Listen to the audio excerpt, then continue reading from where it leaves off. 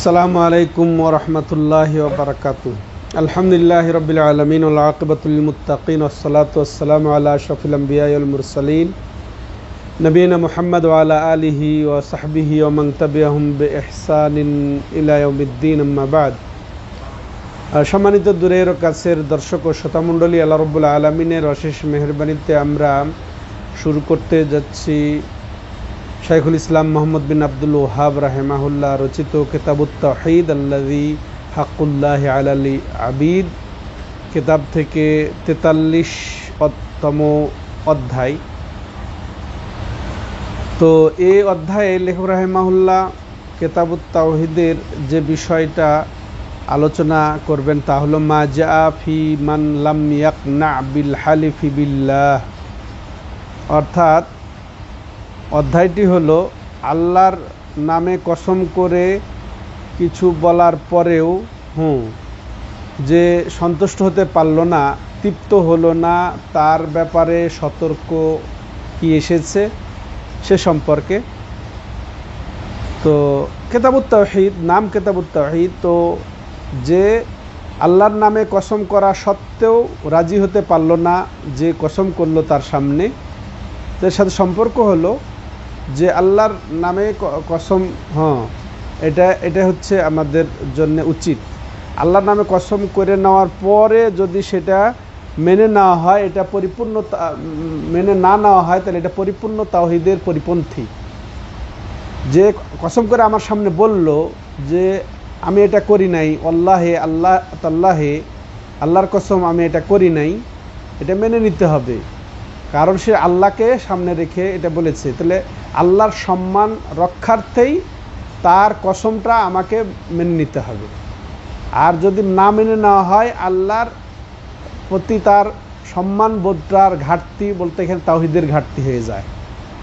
তো সেই জন্য লেখক রাহিমাহুল্লাহ এখানে এই অধ্যায়টা রচনা করেছেন। ইতিপূর্বে অধ্যায়ে যে আল্লাহ ছাড়া অন্যের নামে কসম করলো, সে শিরিক করলো বা কুফরি করলো, ইতিপূর্বে হাদিসে আমরা জেনেছি।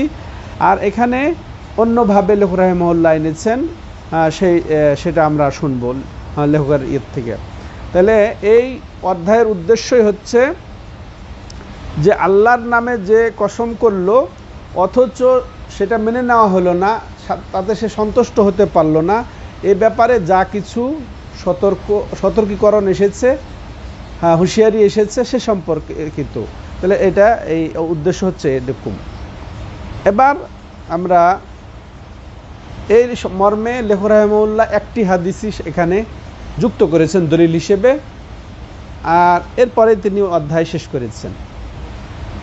আর দলিলটি হচ্ছে আন ইবনে উমর রাদিয়াল্লাহু আনহুমা আন্না রাসূলুল্লাহ সাল্লাল্লাহু আলাইহি ওয়াসাল্লাম قال لا تحلفوا بآبائكم من حلف بالله فليصدق ومن حلف له بالله فليرضى ومن لم يرضى فليس من الله রাহু ইবনে মাজাহ বিসানাদিন হাসান।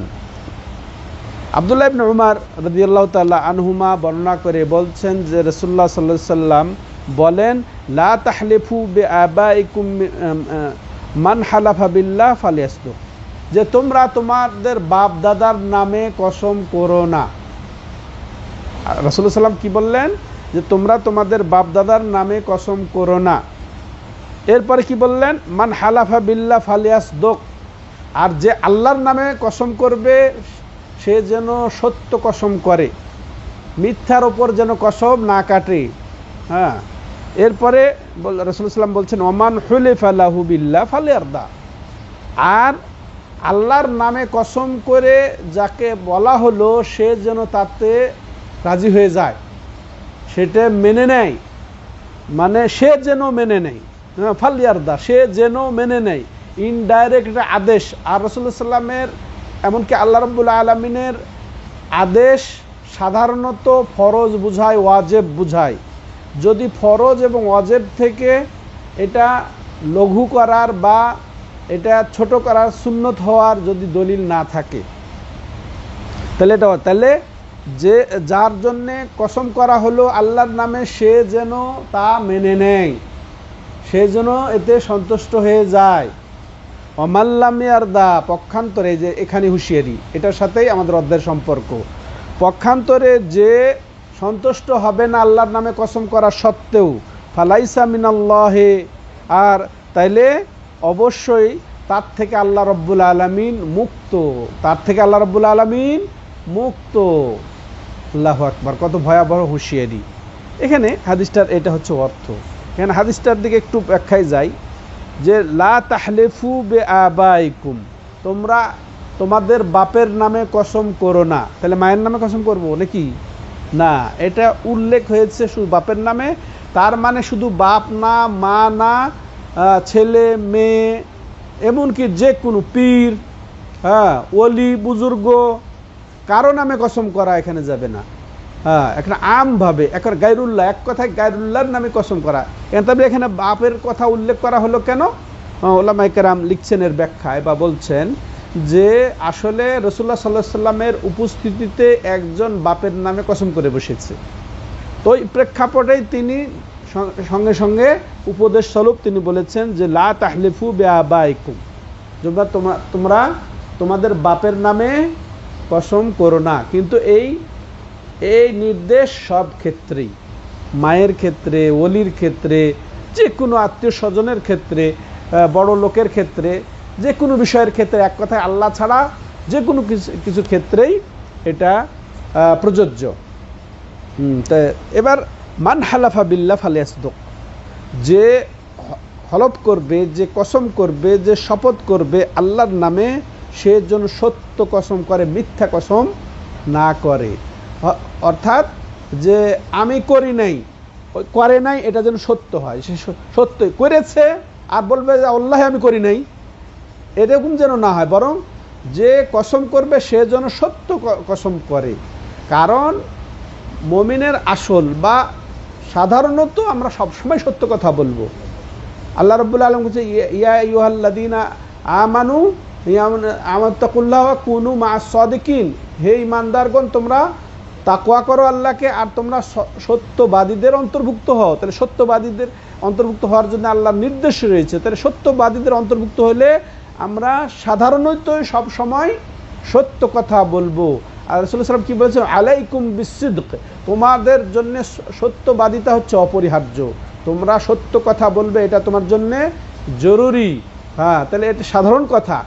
এরপরে যদি কেউ আল্লাহর নামে কসম করে তাহলে তো আরো বেশি কঠিন হয়ে গেল। এটা সত্য বলার ক্ষেত্রে আমরা কসম করলে তো আরো, এটা আল্লাহর সম্মান রক্ষার্থে আরো যেন সেটা সত্য বলি। এরপরে আবার কি বলছেন? ওয়ামান হুলিফালাহু বিল্লাহি ফালিয়ারদা, আর যার জন্য কসম করা হলো সে যেন তার কসম করার ক্ষেত্রে সন্তুষ্ট হয়ে যায়, রাজি হয়ে যায়, তৃপ্ত হয়ে যায়। না সে সত্যিই করে নাই, সে সত্যিই সে যায় নাই, সত্যিই মানে যেটা বলছে সেটা যেন সে মেনে নেয়। কারণ আল্লাহর নামে সে শপথ করেছে, আল্লাহর নামে কসম করেছে, সে সন্তুষ্ট হয়ে যায়। তো এটা তাহলে এটা ইনডাইরেক্ট। তাহলে সন্তুষ্ট হয়ে যাওয়াটা সাধারণত কি বোঝায়? ওয়াজিব, ফরজ। আল্লাহর কসম করে কেউ যদি কিছু বলে সেটা, এটা পুরো হাদিসটাই এই যে আল্লাহর নামে কসম করলে সেটা মেনে নেওয়া যে জরুরি, এটা পুরো হাদিসটাই দলিল। যেমন এটা একটা যে ইনডাইরেক্টভাবে রাসূলুল্লাহ সাল্লাম নির্দেশ দিলেন সে যেন সন্তুষ্ট হয়ে যায়, সে যেন মেনে নেয়, সে যেন তৃপ্ত হয়ে যায়। এরপরে ওয়ামাল্লাম ইয়ারদা ফালাইসা মিনাল্লাহি, তো যে সন্তুষ্ট হতে পারলো না, তো আল্লাহ তার থেকে মুক্ত, আল্লাহ তার থেকে সম্পর্ক ছিন্ন করেছেন। তো তাহলে এর থেকে কি বোঝা গেল? তাহলে জরুরি। তাহলে আল্লাহর নামে শপথ করে কেউ যদি বলে সেটা মেনে নেওয়াটা জরুরি। তাহলে এটা আমরা স্পষ্ট বুঝলাম। তো সম্মানিত দর্শক ও শ্রোতা মণ্ডলী, এখানে অবশ্য আরো দুইটা গুরুত্বপূর্ণ কথা। প্রথম কথা, আচ্ছা আমরা যদি যেখানে চলি, যে সমাজে চলি, এখানে সবাই সবাইকে চিনি। কেউ যদি ফাজের মানুষ হয়, ফাসেক মানুষ হয়, ভণ্ড হয়, মিথ্যুক হয়, এটা জানি যে সে মিথ্যুক, মিথ্যা বলায় তার নেচার, কিন্তু সে বলে ফেললো যে আল্লাহর কসম আমি এটা করি নাই, এটা বলে ফেললো, মৃত্যু। কিন্তু সে কি করলো? আল্লাহর নামে কসম করে বললো যে আমি এটা করি নাই, আমি এটা নেই নাই, এটা আমি ধরি নাই। সে আল্লাহর নামে কসম, তখন কি করবেন? আর একটু আগে আমরা কি শুনলাম যে আল্লাহর নামে কসম করে বলবে সেটা তৃপ্ত হয়ে যেতে হবে, রাজি হয়ে যেতে হবে তার এই কসম করে বলাতে। এটা শুনলাম। এখন এই ক্ষেত্রে কি করব? হ্যাঁ, এটা ওলামায়ে কেরাম এর ব্যাখ্যায় বলছেন যে এরকম যদি হয়, তার যদি মিথ্যা স্পষ্ট হয়, সে মিথ্যা বলাই তার নেচার, এরকম লোক যদি হয় তাহলে এই হাদিস তার উপরে প্রযোজ্য হবে না। আলহামদুলিল্লাহ। হ্যাঁ, আপনি জানছেন যে আপনি জানেন এর আগ পিছ আপনি খবর রাখেন, হ্যাঁ, বা আপনি জানেনই হয়তো আপনি সে যার নাম কসম করছে সে জানে, হয়তো অন্যভাবে সে জানে, অথচ সে কসম করে বলছে আল্লাহর কসম আমি এটা করি নাই, তাইলে তার মেনে নেওয়া জরুরি না। বুঝে আসলো? এটা আরেকটা গুরুত্বপূর্ণ কথা এখানে, সেটা কি, যে ব্যক্তি যে সে যেন সন্তুষ্ট না হয়, সন্তুষ্ট হয়ে যায়। আল্লাহর কসম করে কাউকে কিছু বললে সে যেন সন্তুষ্ট হয়ে যায়। এটা আরেকটা গুরুত্বপূর্ণ অর্থ শেখ এখানকার মাশাআল্লাহ উচ্চ ওলামা পরিষদের অন্যতম সদস্য শেখ সোয়ালিহ আল উসাইমি রাহিমাহুল্লাহ হাফেজাহুল্লাহ উনি বলছেন যে এই ব্যাপারে এই হাদিসটার ব্যাখ্যায় সবচেয়ে ভালো যে কথা বলা হয়েছে সেটা হলো কি, যে ব্যক্তি কেউ কসম করে বলল কিন্তু আল্লাহর কসম করে বলাতে সে সন্তুষ্ট না। এটার অর্থ হচ্ছে কি, যে সে চাচ্ছে যে অলির নামে কসম করুক। বুঝে আসছে? সে অলির নামে কসম করুক, সে দরগার নামে কসম করুক, এটা চাচ্ছে। আল্লাহর নামে কসম করে সে সন্তুষ্ট না, বরং সে দরগার নামে, অলির নামে কসম করা, নবীর নামে কসম করো তুমি, আল্লাহর নামে আমি কসম আমি সন্তুষ্ট না। এটার অর্থ অনেকেই বলেছেন এবং বলছেন এটা উত্তম কথা। এক্ষেত্রে উত্তম কথা যে ব্যক্তি আল্লাহর নামে কসম করার পরেও সন্তুষ্ট হলো না, তো আল্লাহ তার থেকে মুক্ত। তো এটা তাহলে কাফের, সে কাফের হয়ে যাবে, তাহলে একটা বড় ধরনের মুক্ত। আল্লাহ তার থেকে মুক্ত মানে সে কাফের, আল্লাহ কাফের থেকেই মুক্ত, আল্লাহ কাফেরের থেকেই মুক্ত। তো সাধারণ মুমিনের থেকে তো মুক্ত নয়। এই জন্যে এই অর্থ মাশাআল্লাহ যথার্থ। কেউ যদি আল্লাহর নামে কসম করার ক্ষেত্রে সে রাজি না হয়ে বলে যে নবীর নামে কসম করো, অলির নামে কসম করো, কাবার নামে কসম করো, তাহলে সে কাফের হয়ে যাবে, তাহলে সে কাফের হয়ে যাবে, তাহলে একেবারে তাওহীদ পরিপন্থী। তো এই অর্থে আরও এই অধ্যায়ের সাথে তাওহীদের নিগুড় সম্পর্ক। সম্মানিত দর্শক ও শ্রোতা মণ্ডলী, এবার আসেন এর থেকে আমরা যেগুলো বুঝতে পারলাম সেটা আমরা কয়েকটা কথা শুনে আমরা আজকের অধ্যায় শেষ করব। এই হাদিসের মাধ্যমে যেটা আমরা বুঝতে পারলাম যে আল্লাহর নামে কসম করার সত্ত্বেও যদি পরিতৃপ্ত না হয় তার জন্যে কঠিন হুঁশিয়ারি রয়েছে। আল্লাহর নামে কসম করা সত্ত্বেও কেউ যদি সন্তুষ্ট না হয়, সেটা মেনে না নেয়, তার জন্য কঠিন হুঁশিয়ারি।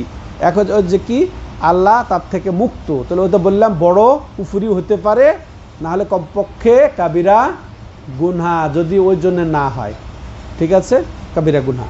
দ্বিতীয় যে বিষয়টা আমরা এই হাদিস থেকে জানলাম যে কসমের মধ্যে সততা বজায় রাখা ফরজ। কেউ যদি কসম করে, সত্য কসম কেন যেন করে, এর থেকে বোঝা গেল কি, কসম করলে সত্য বিষয়ে যেন কসম করে, এটা আমরা বুঝলাম।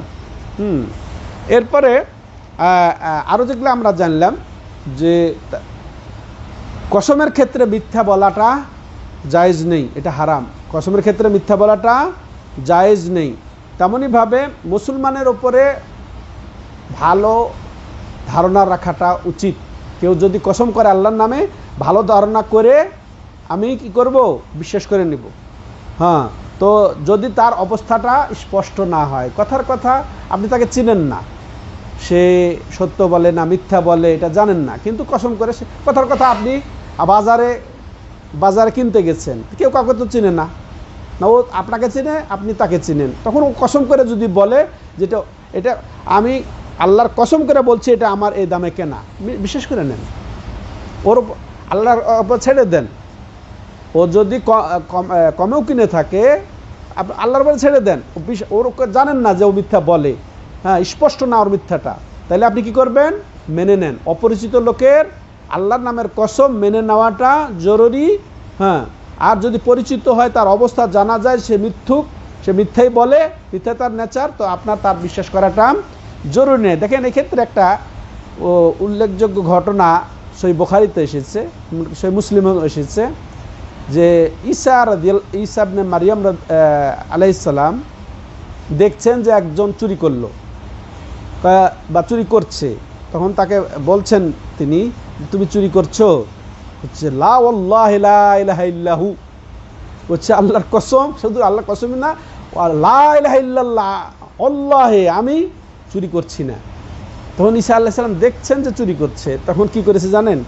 তখন বলছেন যে ঠিক আছে, আমি সাদ্দাকতুকা ওয়া কাযাবতু আইনি, আমি তোমাকে বিশ্বাস করে নিলাম যে তুমি চুরি করো নাই, কিন্তু আমি আমার চোখকে মিথ্যা আরোপ করলাম, চোখের ওপরেই মিথ্যা আরোপ করলাম। তোমাকে আমি বিশ্বাস করলাম, কিন্তু আমি চোখকে মিথ্যা আরোপ করলাম, চোখটাই মিথ্যা দেখেছে। তবে হ্যাঁ, এখানে মিথ্যা দেখার বিষয় থাকতেই পারে। কথার কথা, দেখছে যে সে কোনো জিনিস কি পণ্য নিচ্ছে, উঠাচ্ছে, তখন এরকম হতে পারে যে সে সবার অজান্তে অগোচরে, কেউ নাই, নিয়ে নিচ্ছে, ওটা হতে পারে সে আগে মালিকের অনুমতি নিয়ে রেখেছে, তাই না? হতে পারে। মুমিনের উপরে ভালো ধারণা করা উচিত।